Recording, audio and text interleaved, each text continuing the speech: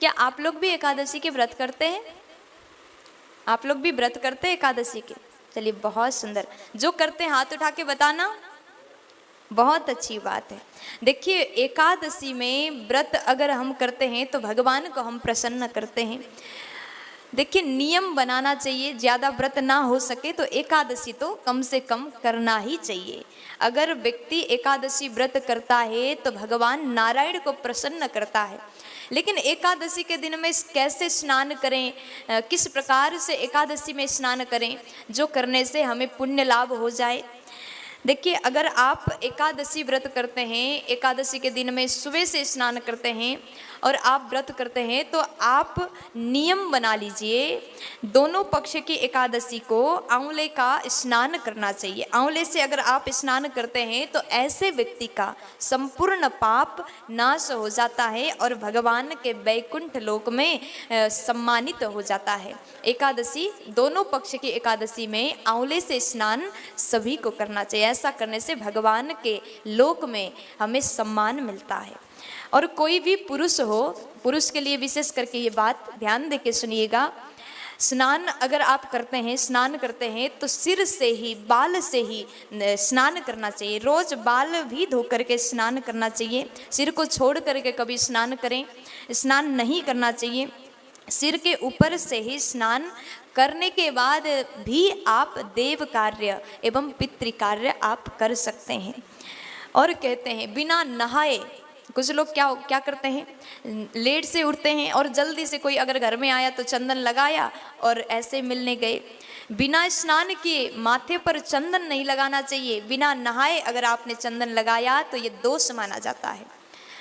इसलिए स्नान के बाद ही आप अपने मस्तक पर चंदन लगा लीजिए। चंदन लगाने से पॉजिटिव एनर्जी आ जाता है। चंदन लगाने का आपका नियम है, आप रोज चंदन लगाते, बहुत अच्छी बात है, लेकिन बिना नहाए चंदन कभी मत लगाना।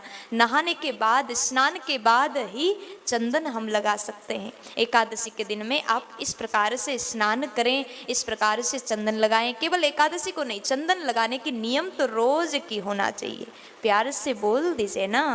निर्जला एकादशी आने वाली है। वैसे तो वैष्णव को हर समय एकादशी रखनी चाहिए, फिर भी किसी कारण से अगर वर्ष भर की निर्जला एकादशी रह गई हो तो वर्ष में की जाने वाली ये एक दिन की एकादशी वर्ष भर के एकादशी का प्रभाव प्रदान करती है। सच बात बताएं तो पहले तो वैष्णवाचार्य सारी एकादशी ही निर्जला रखते थे। बहुत सारा जगह एक प्रश्न है, प्रसाद बड़ा है कि एकादशी बड़ी है। जगन्नाथपुरी में जाकर के भी बात हुआ कि प्रसाद मिला और एकादशी को वहां बांध दिया, क्योंकि जगन्नाथ महाप्रभु का प्रसाद है। इसलिए कई सारे लोग कहते हैं कि हम एकादशी नहीं रखेगा। ठीक है, सबका भावना को प्रणाम है, हम छोटा बालक है, पर शास्त्र विधि मुत्सृज्य। स्वयं महाप्रभु भी राय रामानंद प्रभु से जब बात करते हैं तो बार बार कहते प्रमाण देकर बोलना पड़ेगा। श्रीमन महाप्रभु को जब प्रसाद मिला तो महाप्रभु ने एकादशी का प्रसाद लिया और उस एकादशी के प्रसाद की महिमा का गान किया। गान करते करते आप जानते हो तिथि तो किसी भी समय बदल जाता है, कभी शाम को भी बदलता है, कभी सवेरे भी बदलता है। जब तिथि का परिवर्तन हो गया, द्वादशी लगा, लगते ही महाप्रभु ने प्रसाद को गाया। और दूसरा एक और बात है, महाप्रभु साक्षात भगवान है, भगवान का तो आदेश पालन होगा। क्या उनके जैसा आचरण करना जीव की सामर्थ्य है?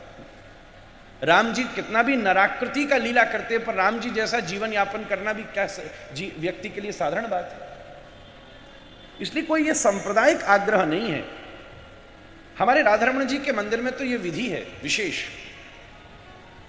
एकादशी वाले दिन जब द्वंद्व हो जाए कि प्रसाद बड़ा कि व्रत बड़ा, उस समय प्रसाद लेने वाले को, प्रसाद खाने वाले को इतना दोष कुछ नहीं है, वो तो प्रसाद की श्रद्धा कर रहा है। पर एकादशी पर, एकादशी से भिन्न अन्न का कोई प्रसाद देने वाले को दोष लगे।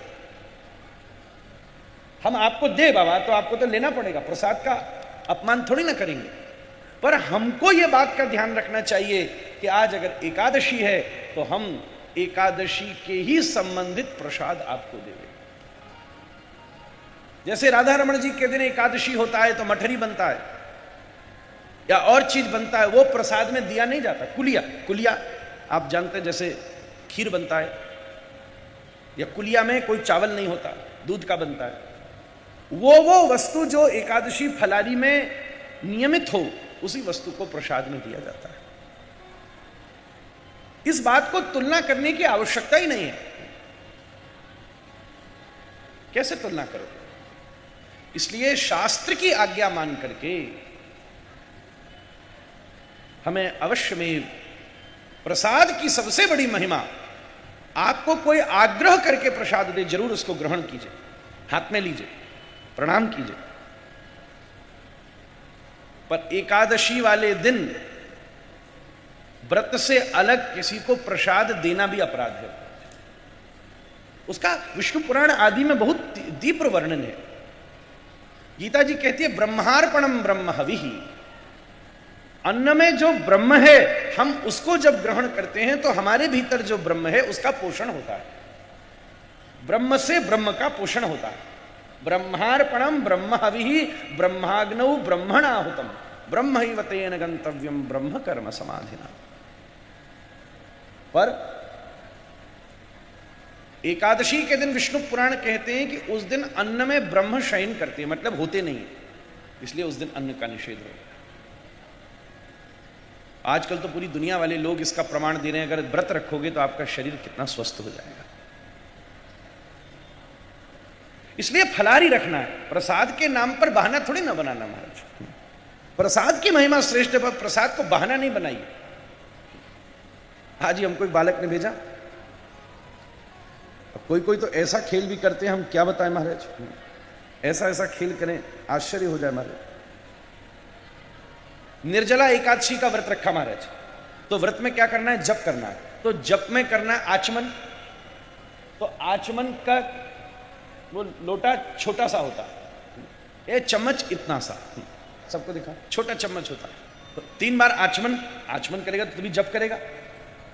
अपवित्र पवित्र व केशवाय न माधवाय न, पवित्र तो करना ही, भगवान का नाम लेकर ही जीव पवित्र होता है, कितना भी नहा ले। पर यस्मरित पुंडरीकाक्ष सवाई अभ्यंतर सूचि, पुंडरीकाक्ष कमल नयन भगवान का स्मरण करने से जीव पवित्र होता है, भगवान का नेत्र स्मरण करने से जीव पवित्र होता है। कहने का मतलब जैसे आप जब साफ हो जाते हो तो दूसरे को बहाते हो, पर आप ऐसे हो कि संसार को बहाओ तो बात अधूरी रह जाएगी। पर ऐसे हो जाओ कि पुंडरीकाक्ष कमल नयन राधारमण को भा जाओ तो हम वास्तव में परम पवित्र हैं। तो आचमन करना होता है। अब निर्जला एकादशी वाले दिन आचमन का नंबर आया माता, तो वो आचमनी की जगह उसने इतना मोटा कलछी लिया, कलछी लेके बोला केशवाय नमः माधवाय नमः, पूरा मारा 1.5 लीटर पानी पी गया आचमन में। ये कोई एकादशी होता है? उसके बाद बोला ठीक है 3 आचमन हो गया, फिर बोला भगवान का सेवा करना है। अभिषेक का नंबर आया तो शंख में थोड़ा सा जल लेके ठाकुर जी का अभिषेक करना होता है। बोले नहीं आज तो निर्जला एकादशी है, आज तो विशेष अभिषेक करना है। क्या करे, 4 लोटा पानी लेके भगवान पर डाल दिया।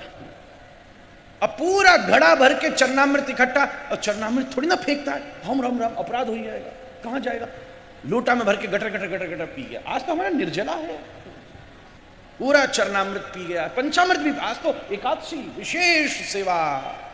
भगवान बोला भले आदमी, इससे तो तू पूड़ी खा लेता ही बढ़िया रहता। दुनिया में लोग बड़ा बड़ा तरकीब निकालता बचने का। लोग कहते हैं अलग अलग शास्त्र के प्रमाण है कि भाई चलो भीम साल भर एकादशी नहीं कर सकते थे तो कह दिया कि एक दिन की एकादशी कर लो, पूरी एकादशी का पुण्य प्राप्त हो जाएगा। ये शास्त्र की एक बात है प्रेरणा देने की कि कम से कम वर्ष में एक बार तो करे। सच देखो तो भीम परम वैष्णव है, ऐसा नहीं है कि एकादशी नहीं करते हो। पर कई बार कोई जना जब प्रश्न करता है तो जरूरी नहीं है, आवश्यक नहीं है कि प्रश्न उसके जीवन की समस्या हो। प्रश्न करे तो हो सकता है वो प्रश्न भी सबके हित के लिए पूछा गया। कई बार ऐसा होता है। आप सभी लोग अवश्यमेव निर्जला एकादशी का दिव्य व्रत अवश्य करें, पूर्ण प्रयास। हाँ, दवाई है, बूढ़ा है, बच्चा है, यात्रा है तो थोड़ा बहुत संकोच कर लो, पर अगर सब ठीक है तो प्रयास करो। और केवल व्रत करने का मतलब खाना छोड़ना नहीं होता कि आज नहीं खाएगा हम, और बार बार याद और आता है, सबको पता है आज तो हमारा व्रत है, आज तो हमारा खोपड़ी घूमता, माथा चक्कर खाता है। प्रेम से बैठ करके हरे कृष्ण कृष्ण कृष्ण हरे हरे, हरे राम राम राम हरे हरे कीर्तन करे, विष्णु सहस्त्र नाम का पाठ करे। सबसे पहला नियम एकादशी व्रत का सबसे पहला नियम है कि आप जिस दिन व्रत करो उसके एक दिन पहले भक्ति का संचार इस हृदय में कर लो। भक्ति का संचार इस हृदय में कर लीजिए। जिस दिन आप व्रत करो, जैसे एकादशी का व्रत कर रहे हो तो दशमी के दिन शाम का समय जब आवे, रात्रि जब होने लगे, शाम का समय आवे और रात्रि का आप जब भोजन ग्रहण करो तो उस भोजन में कोई ऐसा पदार्थ ग्रहण मत करिए जिस पदार्थ के कारण आपकी एकादशी बिगड़ जाए।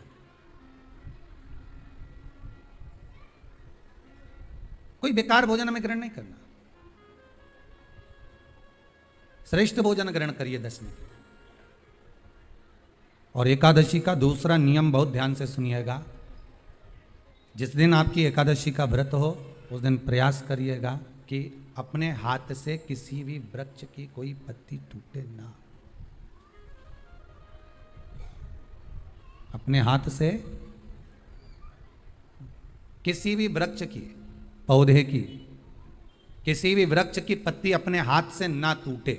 बहुत ध्यान दीजिएगा महाराज। एकादशी का ये दूसरा नियम है कि अपने हाथ से किसी पौधे की, किसी वृक्ष की, किसी डाली की कोई पत्ती टूटे ना, कोई पत्ती ना टूटे, इसका प्रयास करिएगा।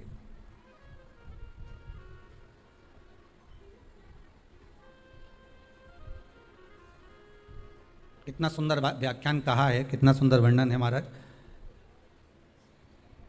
कि मात्र एकादशी का व्रत कर लेने पर, मात्र एकादशी का व्रत कर लेने पर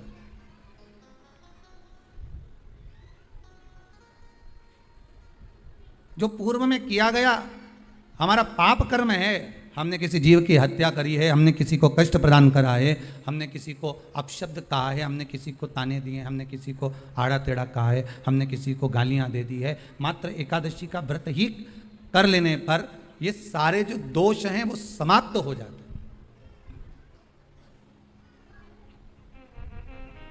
सारे दोष हमारे समाप्ति पर आ जाते हैं।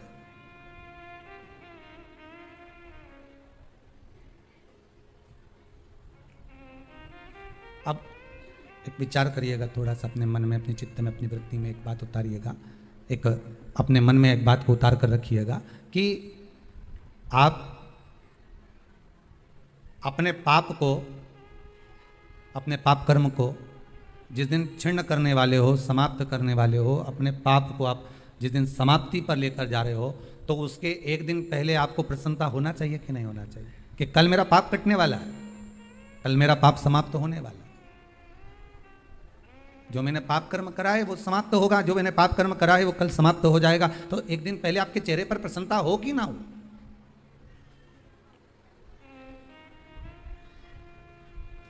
और चेहरे पर वो प्रसन्नता आपके आना चाहिए कि कल मेरा एकादशी का व्रत है, आज दशमी है, कल एकादशी का व्रत है, तो कल मेरी जब एकादशी का व्रत रहेगा तो मेरा ना जाने कितना कितना पाप, कितना असत्य, कितना कितना झूठ, कितना कितना प्रपंच वो समाप्त हो जाएगा। इसमें मुझे प्रसन्नता हो, इसमें मुझे आनंदता हो।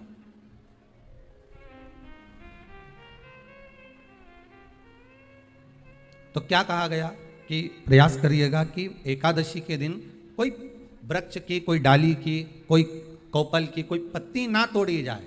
क्यों? तो कहा अगर उस पत्ती को हम तोड़ देते हैं, वृक्ष की पत्ती को या क्यारे में लगी हुई कोई डाली की पत्ती को हम तोड़ देते हैं तो एकादशी का पुण्य फल प्राप्त नहीं होता। एकादशी का कोई फल हमारे खाते में नहीं जाता, पुण्य फल प्राप्त। अब फिर भले तुम, चाहे तुमने मोरधन खाया हो, चाहे तुमने फिर चिप्स खाई हो, चाहे तुमने फिर व्रत का कितना ही सामान खा गए और तुमने सोचा कि आज मेरी एकादशी है, तो फिर उसका कोई फल प्राप्त नहीं है, उसका कोई सुख प्राप्त नहीं है आपको, फिर उसका कोई आनंद प्राप्त नहीं है आपको, फिर उसमें कोई आनंद की अनुभूति आपको नहीं मिल रही है। श्री राधे। आज हम बात करेंगे निर्जला एकादशी के बारे में, जो सभी एकादशियों में प्रमुख है, जिसे हम भीमा एकादशी के नाम से जानते हैं। एवं इस एकादशी में या इस बार की एकादशी में अत्यंत अच्छे योग होने के कारण किस दिन मनाई जाएगी, कैसे मनाई जाएगी, व्रत के नियम क्या होंगे, इन सभी के विषय में आज जानेंगे। ज्येष्ठ मास के शुक्ल पक्ष की एकादशी को निर्जला एकादशी कहते हैं। जब भगवान सूर्य वृष या मिथुन राशि में स्थित होते हैं, उसी समय ये निर्जला एकादशी का योग पड़ता है। इस निर्जला एकादशी को करने से अगर आपने 24 घंटे निर्जल व्रत धारण करके इस एकादशी को किया और श्री हरि का मन ही मन चिंतन किया, तो आपको 26 एकादशियों का यानी 24 एकादशी साल की और 2 एकादशी हमारे यहाँ जब पुरुषोत्तम मास 1 वर्ष 1 महीना एक अलग से निकलता है उसकी एकादशी, तो 26 एकादशियों का फल तुरंत की तुरंत प्राप्त होता है। इस कथा को कहने के लिए भगवान कृष्ण युधिष्ठिर को कहते हैं कि जो प्रसंग निर्जला एकादशी का है, ये एक बार भीमसेन ने भगवान वेदव्यास जी से पूछा। कहा, प्रभु मेरे माँ, मेरे भाई एवं द्रौपदी सभी एकादशी व्रत रखते हैं और मुझे भी कहते हैं कि मैं भी रखूं, किंतु ना तो मेरे से एकादशी व्रत या अन्य कोई व्रत रखा जाता है। उसका कारण है मेरे उदर में इस प्रकार की अग्नि है कि मैं थोड़ी देर भी भूखा नहीं रह सकता। अत्यधिक खाने पर ही मेरी अग्नि शांत होती है, तो मैं एकादशी व्रत तो नहीं कर सकता। कोई ऐसा बताइए व्रत जिसको एक को करने से साल में एक बार व्रत करूं और सभी एकादशियों का फल प्राप्त हो जाए। तब भगवान व्यास कहते हैं कि हे भीमसेन, तो फिर तुम्हें निर्जला एकादशी करनी चाहिए। ज्येष्ठ मास के शुक्ल पक्ष की एकादशी के दिन यदि तुम निर्जल व्रत रखते हो तो काशी में जीवन पर्यंत रहने का एवं भगवान के इन देव स्थानों में रहने का, पुष्कर में कार्तिक मास के स्नान करने का, देवका तीर्थ में जाकर के स्नान जप दान करने का और बद्रिकाश्रम गया इत्यादि में भगवान के इस तीर्थों में निवास करने का जो फल प्राप्त होता है और पृथ्वी की 11 बार परिक्रमा करने पर जो फल की प्राप्ति होती है, वो इस निर्जला एकादशी के व्रत को करने से प्राप्त हो जाता है। तक्षण पुण्य का वर्धन करने वाला। कई बार होता है हम निर्जल एकादशी नहीं रख पाते हैं। अगर आप बीमार हैं, जल छोड़ना आपके लिए अत्यंत कठोर हो गया है, कठिन हो गया है, ऐसे में आप एकादशी का व्रत रखें। फिर जल का अगर आप नहीं पान भी करेंगे तो एकादशी व्रत तो आपका लगेगा ही, किंतु अगर निर्जल आप रखते हैं, सूर्योदय से लेकर सूर्यास्त का तक यानी सूर्यास्त होने के 1.5 घंटे बाद अगर आप जल लेते हैं तो आपको 12 एकादशियों का फल प्राप्त होता है। और यदि आप 24 घंटे तक व्रत रख लेते हैं, यानी सूर्य उदय से पूर्व आपने जल का त्याग किया और अगले दिन सूर्य उदय होने पर ही आपने सूर्य भगवान को अर्घ्य दिया, भगवान श्री कृष्ण को स्नान कराया, उनका तुलसी से पूजन किया और एक ब्राह्मण को भोजन करा दिया, उसके उपरांत यदि आपने पारण किया तो आपको 26 की 26 एकादशियों का तुरंत पुण्य की प्राप्ति होती है। और ये एकादशी अत्यंत आवश्यक है करना, क्योंकि हमारे जीवन में असंख्य पाप होते हैं। कई बार हम व्रतों में करते हैं, कई बार अच्छे सत्कर्मों में कर लेते हैं, कुछ भी खान पीन खा लेते हैं, कईयों का हृदय दुखा देते हैं, जो स्त्री गर्भ में बच्चों को मरवा देती हैं, या फिर जिनके द्वारा कुछ ना कुछ अपराध हुआ, उस अपराधों का भी तुरंत मार्जन निर्जला एकादशी कर देती है। यदि आपको कुल्ला करते समय, मुंह धावन करते समय अगर अंदर पानी चला जाता है तो ये अपराध नहीं लगता, व्रत खंडित नहीं होता है, किंतु बार बार जल को अंदर ना ले जाने का प्रयास करें। अगर आपको कुछ पढ़ना है, मुंह बहुत अत्यधिक सूख गया है, ठाकुर जी का माला जाप करने के लिए आप हल्का सा आचमन ले सकते हैं, थोड़ा सा आधा चम्मच का जल लेकर के, और उसमें आपको पाठ करना ही करना है। वो मुख शुद्धि के लिए, उससे व्रत खंडित नहीं होता, किंतु यदि आप बार बार आचमन करते हैं तो व्रत खंडित हो जाता है। पूजा के लिए, माला के लिए, पाठ के लिए अगर आप थोड़ा सा आचमन लेते हैं तो उससे व्रत खंडित नहीं होता। तो अवश्य निर्जला एकादशी का व्रत करें। कुछ नियम है। सुबह ब्रह्म मुहूर्त में उठें। ब्रह्म मुहूर्त माने सूर्य उदय से 1.5 घंटे पहले तक का जो समय है वो सभी ब्रह्म मुहूर्त में आता है। उस समय आप उठें, स्नान करें। स्नान के लिए कहा है सुंदर सरोवर में जाना चाहिए। अगर आप सुंदर सरोवर में नहीं जा पाते, नदियों में नहीं जा पाते हैं, तो हमारे ग्रंथों में कहा है कि एक रात्रि यदि आप मटके में पानी भर करके और सुबह उसी से स्नान कर लेते हैं तो आपको सरोवर का, नदी का, पवित्र स्नान का ही, उसे घट स्नान बोलते हैं, फल की प्राप्ति होती है। तो आप सुंदर वस्त्र पहन लें, चंदन लगाएं, भगवान के समक्ष प्रभु की सेवा करते समय संकल्प लें कि आपकी प्रसन्नता के लिए, मेरे जीवन के कल्याण के लिए मैं ये निर्जला एकादशी